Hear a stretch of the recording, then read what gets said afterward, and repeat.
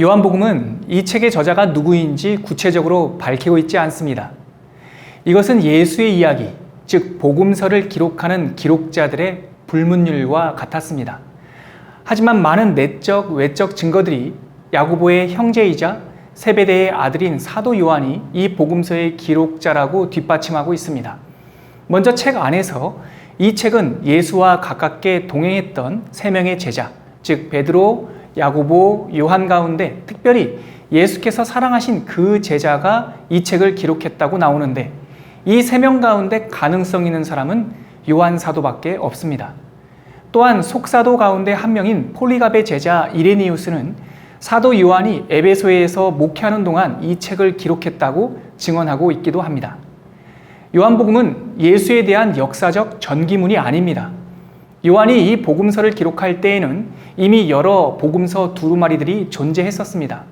따라서 요한복음은 이미 알고 있는 예수의 사건들을 재차 복습하기보다 기존 복음서들이 담지 못했던 사건들과 그것의 의미를 조명하는 데 목적이 있었습니다. 그래서 공간복음들이 예수의 사건 자체에 초점을 두고 있는 반면 요한복음은 그 사건의 해석에 초점을 맞추고 있고 또한 공간복음들이 예수의 행적과 그의 메시지를 비중 있게 다루는 반면 요한복음은 왜 예수가 하나님의 아들, 구세주인지를 증거하는 데 중심을 두고 있습니다. 요한복음은 이런 기록 목적에 따라 여러 가지 앵글로 주인공인 예수를 조망하고 있습니다. 이 앵글들은 예수와 복음의 본질을 들여다보는 창문 역할을 합니다. 저는 이 시간 여러분들에게 요한복음을 통해 예수를 만나는 5가지 창을 소개하고 싶은데요. 첫째, 물, 불, 성령, 피의 순서대로 진행되는 서사 구조의 큰 창 하나와 그 안에 있는 4개의 창문, 곧 예수의 본질을 드러내는 7가지 이름이라는 창, 그리고 예수가 왜 구세주인지를 증거하는 7가지의 표적이라는 창, 그리고 유월절과 오순절, 그리고 유월절, 초막절, 수전절, 그리고 마지막 다시 유월절로 진행되는 6번의 절기라는 창문, 끝으로 요한복음에만 나오는 12가지 고유한 이야기들이 제가 여러분들에게 소개하고픈 요한복음을 이해하는 5가지 앵글, 곧 5가지 창문입니다. 자, 그럼 예수의 의미와 복음의 본질을 증거하는 요한복음의 5가지 앵글들을 하나씩 살펴볼까요? 요한복음은 한편의 서사시와 같습니다. 가장 적은 어휘들을 사용하고 있지만 누구나 직관적으로 이해할 수 있는 단어들을 매우 섬세하고 압축된 시적 표현을 통해 사용하고 있습니다. 요한은 단순히 사건과 예수의 메시지를 전한 데만 집중하지 않고 사건들에 담긴 의미와 해석, 그리고 예수 그리스도의 신성을 그 기록 속에서 담아내길 원했습니다. 특히 요한복음 1장은 이런 목적을 뚜렷하게 드러내고 있습니다.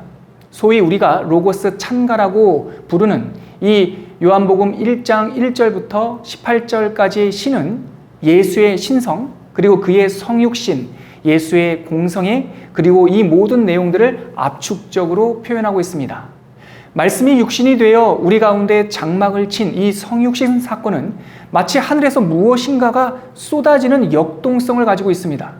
그래서 16세기 종교개혁자 토마스 뮌처는 요한복음을 읽으면서 하늘에서 생수가 쏟아지는 것 같다고 은유하기도 했습니다. 일리가 있습니다.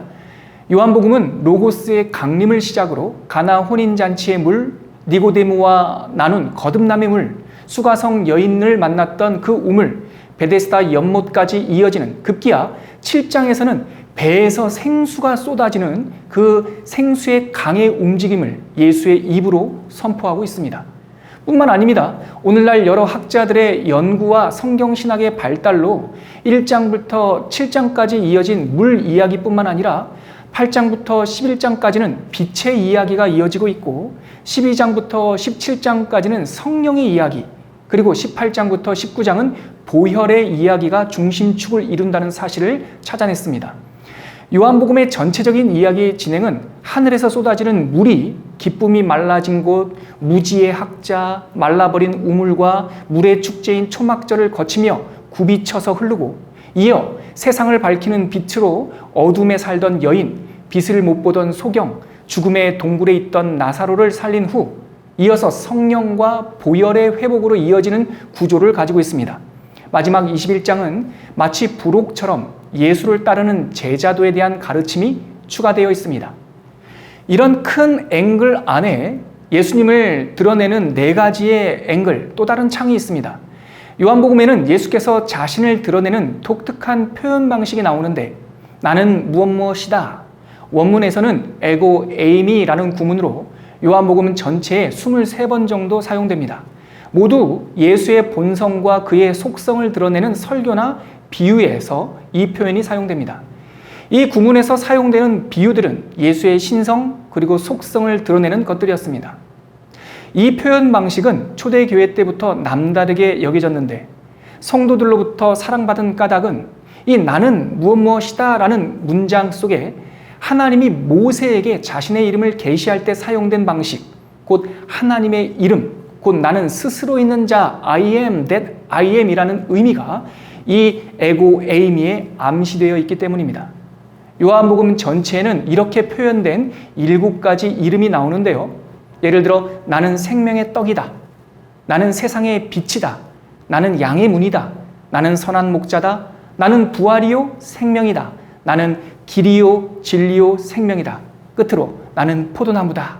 우리가 알고 있는 이 유명한 표현들이 예수님의 이름, 그의 속성과 관련이 있습니다. 앞에서도 이미 말씀드렸듯이 이 직관적인 이름들은 예수가 왜 하나님이시고 구세주인지를 우리에게 알려주는 상징들이었습니다. 요한복음에 나오는 세 번째 앵글은 7가지 표적입니다. 7가지 이름이 예수의 신성과 속성을 선언하는 명제였다면 요한복음에는 이 신성과 속성을 증거하는 표적들, 즉 왜 예수가 그리스도이며 하나님의 아들 구세주인지를 증언하는 표적들 7가지가 나옵니다. 이 내용들은 공관복음에서 소위 기적이라고 기록된 것들인데 요한복음은 기적이라는 말 대신에 표적, 사인이라는 단어를 사용합니다. 요한복음에서 찾을 수 있는 7가지 표적은 첫째, 가나에서 있었던 그 혼인잔치에서 물이 포도주로 바뀌는 사건, 그리고 왕의 신하의 아들을 치유하는 사건, 베데스다 연못가에서 38년 된 오래된 환자를 치유한 사건, 오병이어로 5,000명을 먹이신 사건, 무리를 걸으시고 날 때부터 보지 못한 소경을 실로암 못가에서 치유하신 사건, 죽은 나사로를 살리신 사건, 이 7가지 소위 기적, 이 기적들이 7가지 표적입니다. 이 표적들은 하나같이 반전을 가지고 있습니다. 처음에 해서 혼인잔치에 포도주가 떨어지거나 죽음, 만성질환이나 굶주림 등 절망이나 상실이 그 현장이 되지만 예수께서는 이 상실과 절망의 현장에서 극적으로 기쁨, 회복, 해방, 안식, 자유, 못 보던 사람이 보는 이러한 기적의 반전을 일으킵니다. 이런 표적들을 통해 예수가 언약의 성취자이자 이 세상의 주권자임이 드러나고 있습니다. 여기에 또 하나 요한복음에 두드러진 특징 가운데 하나는 유대인의 절기에 대한 기록이 많다는 점입니다. 유대인에게는 신년의 기준이자 가장 대표적인 명절인 유월절이 요한복음에 3번 나오고 이름이 밝혀지지 않은 한 명절, 저는 아마도 오순절이 아니었을까 생각하는데요. 아무튼 이 무명의 명절이 한 번 나오고 또 가을의 초막절과 겨울의 수전절에 대한 기록이 요한복음에 나옵니다. 유월절이 3번 언급된다는 점은 예수의 공생애를 3년으로 추정하는 근거가 되기도 합니다. 예수께서 안식일에 있었던 여러 사건들과 기적, 가르침을 통해 안식일의 참 의미를 가르친 것처럼 3번의 유월절에 있었던 각각의 사건은 유월절의 참 의미를 우리에게 들려주고 있습니다. 더불어 초막절과 수전절도 예수 사건을 통해 그 절기의 의미를 예수의 복음 사역과 결부시키면서 우리에게 새롭게 설명되고 있습니다. 그 가운데 가장 대표적인 장면인 물의 절기, 초막절에 예수께서 많은 사람들에게 전하신 외침을 한번 찾아 읽어볼까요? 명절 끝날, 곧 큰 날에 예수께서 서서 외쳐 이르시되 누구든지 목마르거든 내게로 와서 마시라. 나를 믿는 자는 성경의 이름과 같이 그 배에서 생수의 강이 흘러나오리라 하시니 이는 그를 믿는 자들이 받을 성령을 가리켜 말씀하신 것이라. 끝으로 요한복음을 이해하는 마지막 5번째 앵글은 요한복음에만 나오는 고유한 본문들입니다. 요한복음에는 다른 복음서에서는 찾아볼 수 없는 12가지 특수한 사건과 설교들이 담겨 있습니다. 이 특수 본문들은 이미 앞에서 설명한 요한복음의 독특한 서사 구조와 각 주제들, 곧 물, 빛, 성령 등과 같은 이 주제들과 깊은 관련이 있습니다. 먼저 물과 관련된 6가지 특수 본문은 앞에 말씀드렸던 가나 혼인잔치에서 물이 포도주로 바뀌었죠. 또 니고데모와의 대화 속에서 예수께서는 물과 성령으로 거듭나야 된다고 가르쳐 주셨습니다. 또 수가성에서 여인을 만날 때 그 여인은 우물에서 물을 구했고 그 여인을 만난 곳은 야곱의 우물가였습니다. 왕의 신하의 아들을 고치신 일도 바로 그 물이 포도주로 바뀐 가나에서 있었던 일이고, 베데스다 연못가에서 병자를 고쳤죠. 그 장소가 바로 연못가였습니다. 마지막 초막절 사건은 물의 절기였고, 그 마지막 날 예수께서는 생수의 강이 배에서 흘러나올 것이라고 말씀하십니다. 이 6가지 언급해드린 사건들은 모두 다 요한복음의 특수본문인데 물과 관련이 있습니다.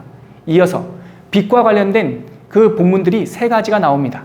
먼저 간음의 현장에서 잡혀온 여인, 그 여인에게 예수께서는 나는 세상의 빛이다, 나를 믿는 자는 더 이상 어둠에 다니지 않을 것이다 라고 말씀해 주셨고, 이어서 9장에는 날 때부터 앞을 못 보는 맹인을 치유하셨고, 마지막 11장에는 죽은 나사로가 어두운 무덤에서 나와 소생하는 장면을 보여주셨습니다.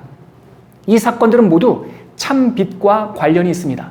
어둠을 밝히는 참빛은 요한이 강조하는 복음의 본질, 예수의 본질이었습니다. 이 주제는 요한복음뿐만 아니라 요한이 기록한 요한서신에도 고스란히 반영되어 있는데, 요한은 하나님 자체가 참빛이요, 우리가 믿는 그리스도 예수는 이 세상에 오신 참빛의 화신이라고 선포하고 있습니다. 끝으로 보혜사, 성령과 관련된 3가지 특수본문이 나옵니다. 먼저 13장에 예수께서는 제자들의 발을 씻기시면서 끝까지 사랑하시는 보혜사의 속성을 보여주십니다. 이어서 14장과 15장에는 보혜사 성령, 또 다른 보혜사를 우리에게 보내주실 것이라고 하는 약속이 나오고, 그리고 17장에서는 예수께서 중보기도의 성격이 있는 대제사장적 청원기도를 하나님께 올리고 있습니다. 이 3가지 본문은 모두 예수의 순환과 죽음, 그리고 부활과 관련이 깊고, 이 사건들 안에 성령의 사역이 내재되어 있습니다. 예수는 당신의 순환을 예고하면서 제자들을 떠나신 후에도 또 다른 보혜사를 보내주겠다고 약속했는데, 요한복음에만 기록된 이 3 본문은 모두 예수께서 약속하신 성령의 임재와 관련이 깊은 내용들이었습니다. 지금까지 우리는 요한복음을 이해하는 큰 창 하나와 그 안에 담겨있는 4가지 창문, 앵글을 통해서 예수에 대해서, 왜 그가 그리스도이며 하나님의 아들인지 살펴보았습니다.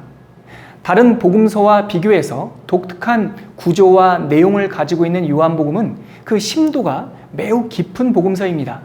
그래서 제가 제시해드린 구조 이외에도 다양하고 유익한 접근법들이 많이 있습니다. 제가 이 시간 소개해드린 5가지 앵글, 즉 물, 빛, 성령, 보혈로 이어지는 기본 구조 위에 7가지 이름과 7가지 표적, 그리고 6번의 절기와 12가지 특수본문은 성경을 통독하는 여러분들의 편의를 돕기 위해 어쩌면 매우 기초적인 것으로 제시해드린 틀입니다.